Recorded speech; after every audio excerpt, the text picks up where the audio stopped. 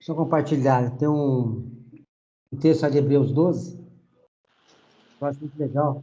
E eu vou falar nem referente ao Monte Sião, mas o texto traz um fato lá que muitas vezes a gente lê e passa desapercebido, né?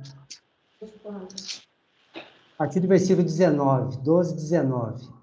E aqui Paulo fala, né, a questão da comparação, né, do Monte Sinai e do Monte Sião, né? Rejeitou comunhão com o Pai, né? Um paralelo com hoje, né? Aí no 18 fala, a partir do 18, né?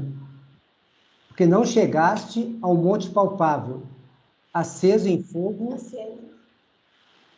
e a escuridão, e as trevas, e a tempestade, e ao sonido da trombeta, e a voz das palavras, a qual os que ouviram pediram que se não falasse mais, porque não podiam suportar o que lhes mandava.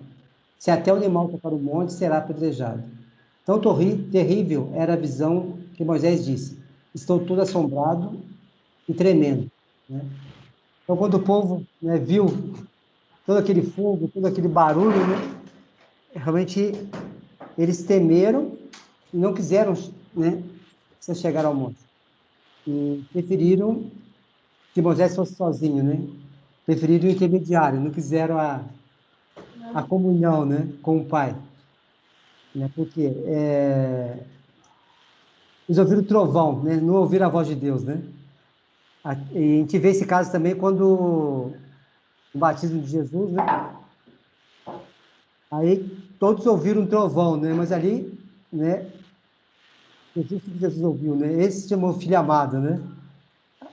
E então, quando você está em comunhão, você ouve a voz, né? E quem não está em sintonia, ouve barulho, né? Ouve trovão. E o trovão amedronta, né? Então Moisés ouviu a voz de Deus, mas o povo ouviu trovão, né? Ouviu realmente fogo e tudo mais, se amedrontaram. Mas em contrapartida, o que Paulo fala aqui, né? A partir do versículo 22. Mas chegastes ao Monte Sião, né? A cidade do Deus vivo, a Jerusalém celestial, e aos muitos milhares de anjos, a universal assembleia e igreja dos primogênitos, que estão escritos nos céus, e a Deus, o juiz de todos, e aos espíritos dos justos aperfeiçoados, e a Jesus, o mediador de uma nova aliança, e ao sangue da expressão que fala melhor do que de Abel. Então, em contrapartida, o povo não quis chegar diante de Deus, né?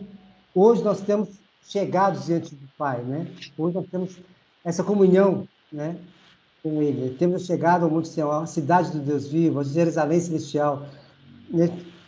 Esse aqui é muito forte, né? Porque todos esperam a nova Jerusalém que vai descer dos céus, né?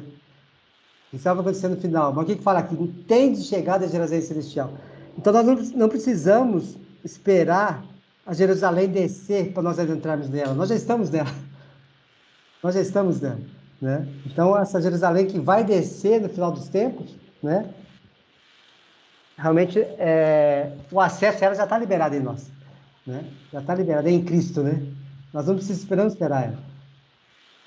E outra coisa, aos milhares de anjos, né? Nós já temos esse acesso. A Universal, isso aqui eu queria chamar a atenção hoje.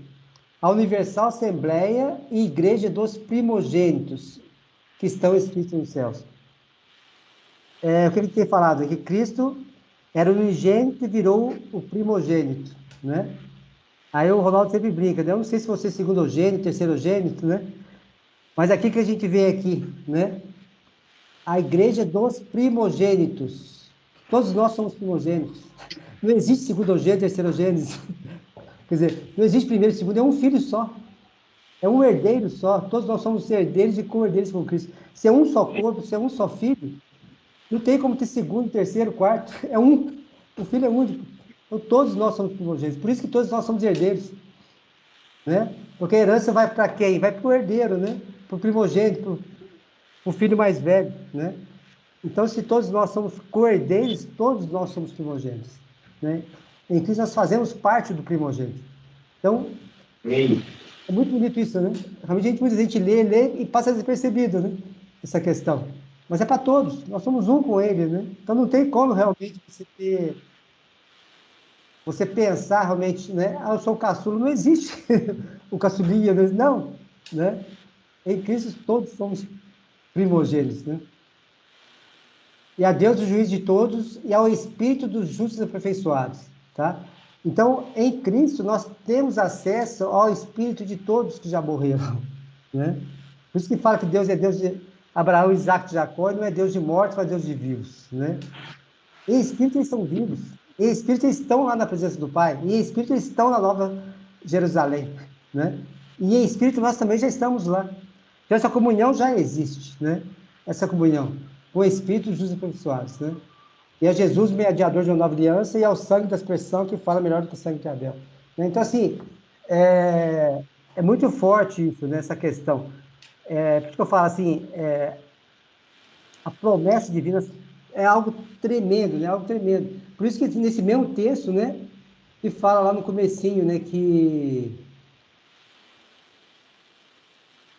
versículo 2, né? Olhando para Jesus, o autor e consumador da fé, ao qual, pelo gozo que lhe estava proposto, suportou a cruz, desprezando a afronta e assentou-se à destra de Deus, né?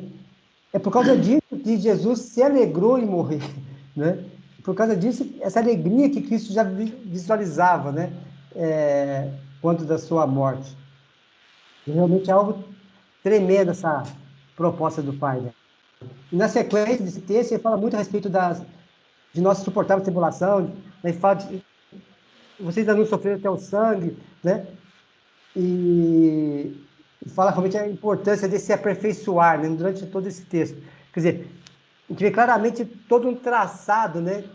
Que o Pai tem feito para nós. E, naturalmente falando, né? A gente pode ver muita dificuldade, muito peso, muita dor, né? Mas que tudo tem um grande propósito. Assim como Jesus foi exemplo, né? Então, todo aquele sofrimento que ele passou, a princípio, como a gente vê, né? Como fala, um homem de dor sabe o que é padecer. Quando foi uma vida de dor, uma vida de sofrimento. Só que ele não viu assim, né? Ele não viu assim. Então, tem certeza que ele não quer ser lembrado como esse homem de dor, né? Como esse homem de sofrimento. Por quê? Tudo isso ele fez por algo maravilhoso, por algo de alegria, né? Que estava proposto para ele, né? Então, assim, mesma coisa a gente tem que começar a nível de alma, né? Entender isso, né? Que tudo isso que a gente tem passado, né? Realmente, esse sofrimento tem um grande propósito. E o objetivo realmente é essa grande alegria que nos está proposta, né? Essa alegria que a gente tem que, no dia a dia, visualizar. Se a gente conseguir, a cada momento de nossa vida, em cada situação, enxergar realmente esse propósito, vão ser muito mais fáceis, né? Cada tribulação, cada problema vai ser muito mais fácil da gente enfrentar, porque a gente não está vendo aquele sofrimento em si. A gente está vendo a alegria proposta. Esse é o nosso alvo, né? Nessa Jerusalém Celestial que eu quero estar, né? É nessa comunhão com esses espíritos dos justos aperfeiçoados, essa comunhão com os anjos, com Jerusalém, né?